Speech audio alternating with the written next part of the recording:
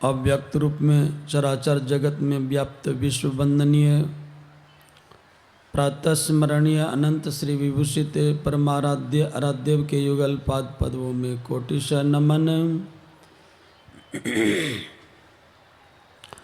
उनके हृदय सम्राट महर्षि साई स्वामी जी महाराज के युगल पाद पदवों में कोटिश नमन। मंच में मंचस्थ तीर्थों को पवित्र करने वाले तीर्थ स्वरूप संत समाज के युगल पाद पदवों में कोटिश नमन। उपस्थित सभी विज्ञजन श्रेष्ठ जन सज्जन समादरणीय माताएं धर्मशिला बहनों,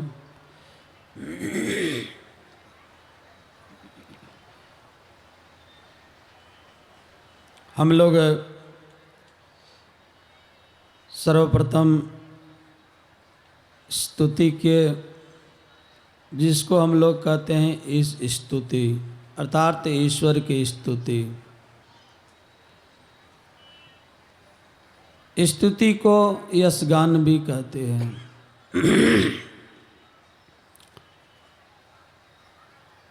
ईश्वर की स्तुति में हम लोग गान कर रहे थे। सब क्षेत्र क्षर अपरा परा पर अरु अक्षर पार में, निर्गुण सगुण के पार में, सत असतों के पार में, सब नाम रूप के पार में, मन बुद्धि बच के पार में, गो गुण विषय पंच पार में, गति भांति के हु पार में। यह पार में हम लोग कहते जा रहे हैं। अर्थात उस ईश्वर का व्यापकता का वर्णन करते हुए दर्शाते गुरु महाराज के ईश्वर सब में होते हुए सबसे परे हैं। ईश्वर सर्वव्यापक है, ये जानते हैं। कितना है कहा नहीं जा सकता, इतना व्यापक है कि उससे वो कुछ हुआ नहीं जा सकता। श्री रामचरितमानस उत्तरकांड में हम लोग पढ़ते हैं, गोस्वामी तुलसीदास जी महाराज कहते हैं, राम काम सब सत कोटि सुभगतन, दुर्गा कोटि अमित अरिमर्दन, शक्र कोटि सत सरित विलासा, नवसत कोटि अमित अवकाशा। कहते कहते कह दिया निरूपम न उपमा आन राम समान राम निगम का। जिमी कोटि सत खद्योत्सम रवि कहत अति लघुता लहे। अर्थात वह ईश्वर जो है किसी चीज़ से हम उसका उपमान नहीं दे सकते, इसलिए उससे हम बहुत उपकृत हैं। जैसे 100 करोड़ भग जोगनियों से उपमा हम देते हैं सूर्य को, तो सूर्य की हीनता है। उसी प्रकार से हम ईश्वर का स्तुति करना हमारे लिए बहुत जरूरी है, क्यों से हम बहुत उपकृत हैं। इतना उपकृत है, उसके उपकार के बदले में हम कुछ दे नहीं सकते, कम से कम नहीं दे सकते, तो उनका स्तुति यशगान कीजिए। कितना उपकार है, उससे हम उपकृत हैं।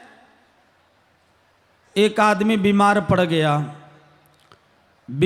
गया, उसको हॉस्पिटल ले गया, हॉस्पिटल में उनको भर्ती किया गया। बड़ा दिक्कत हो रहा था, उनको ऑक्सीजन में रखा गया। ऑक्सीजन उनको 12 घंटा ऑक्सीजन में रखा, तब धीरे धीरे नॉर्मल में आया। उनको 3 दिन तक हॉस्पिटलाइज रहा और इसके बाद तब डिस्चार्ज हुआ। डॉक्टर साहब के यहाँ से एक रिपोर्ट आया, बिल जिसको कहते हैं 50,000 का।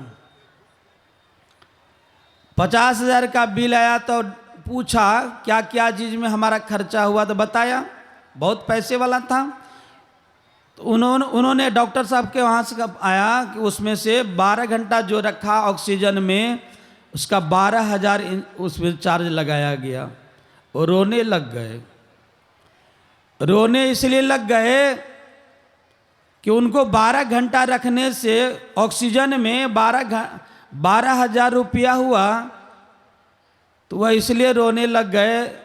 डॉक्टर साहब के वहाँ से पूछा गया काहे के रोते हैं, आपके पास पैसा नहीं है तो कम कर देते हैं। कहा नहीं मेरे पास पैसा बहुत है। कहा फिर रोते क्यों हैं? कहा कि आपके पास मैंने 12 घंटा ऑक्सीजन में रहा, तो आपका 12 घंटे में 12,000 चार्ज हो गया, और जब से मेरा जन्म हुआ है तब से अब तक में उम्र मेरा 60 बरस हो गया। इस 60 बरस के बीच में मैंने कितना ईश्वर का ऑक्सीजन लिया। आपका 12 घंटा में तो 12,000 बिल बना और 12,000 बिल बना तो दे सकते हैं, लेकिन ईश्वर का जो ऑक्सीजन हम लिए हैं उसके बदले में हम क्या दे सकते हैं? क्या चीज़ से हम उनको चुकती कर सकते हैं? हमारे पास ऐसा कोई चीज़ नहीं, वस्तु नहीं है जो हम उसको दे करके उसके उपकार को हम उससे उपकृत हो सके। इसलिए कुछ नहीं दे सकते। परमात्मा का स्तुति कीजिए। परमात्मा की स्तुति करेंगे तो हम उसके जो हम उससे बहुत उपकृत हैं, इस उपकार के बदले में यही हम दे सकते कर सकते हैं और कुछ नहीं कर सकते हैं। जब हम माँ के पेट में थे, माँ ने बहुत अन्न खाई, पचा ली। वहाँ पर भी हमारे रक्षा करने वाले कोई थे, वहाँ भी हमारा लालन पालन हो रहा था, बड़ा हो रहे थे। और जब हमारा 9 महीना हो गया तब परमात्मा से हम कॉल किए तो हमको बाहर कर दिया। गर्भवास में कॉल किया था, नाम जपूंगा मैं तेरा, इस झूठी दुनिया में आकर नाम जपन तेरा भूल गया। तो ऋषि मुनि सब आते हैं यहाँ पर, जो संत महात्मा लोग आए समझाने के लिए कि कुछ तो समय निकाल हरि गुण गाने के लिए। वहाँ कॉल किए थे, इसलिए आप बाहर आ गए, बाहर में आ गए, भूल गए हैं। तो अब परमात्मा हमारे वहाँ बहुत उपकार।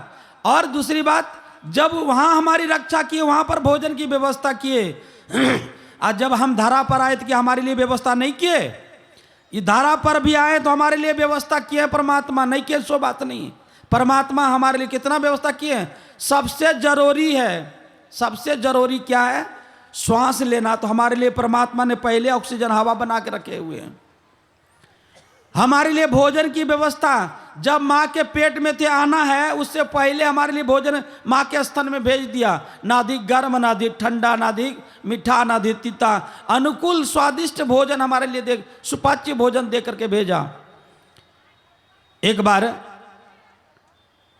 मेरे पिताजी ने कहा, हार पार सब घर में बछरू माय के पेट, आ हरवा का जन्म नहीं कलवा पहुंचल खेत। मैंने पूछा इसका प्रश्न का उत्तर, तो उन्होंने कहा हार पार सब घर में, जो हर जिससे हल जोतते हैं उस वो हर और वह उसके में फार लगा, वह भी घर में। बछरू माँ के पेट, जिससे बैल से हम जोताई करते करें खेत, वो माँ के पेट में। हरवा का जन्म नहीं, जिसे बोटा पकड़ करके जोताई करते हैं, वह भी नहीं, उसका जन्म नहीं हुआ है। कलवा, कलवा मतलब भोजन, उसके लिए पहुंच गया खेत। अर्थात आपका जन्म नहीं हुआ तभी परमात्मा हमारे लिए व्यवस्था कर दिए हैं, नहीं किए सो बात नहीं। हम उससे इतना उपकृत हैं कि कहने की बात नहीं है। उस उपकार के बदले में हम कुछ नहीं दे सकते।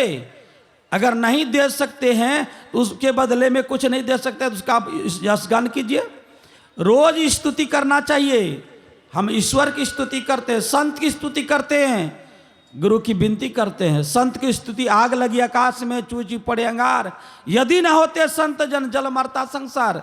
इसलिए हम बहुत इन सब से उपकृत हैं। रोज करना चाहिए, गुरु की विनती करना चाहिए। बातें बहुत है, समय 10 मिनट का समय था, मेरी समापन हो गया। मैं अपनी वाणी को यहीं विराम देता हूँ। बोलिए श्री सद्गुरु महाराज की।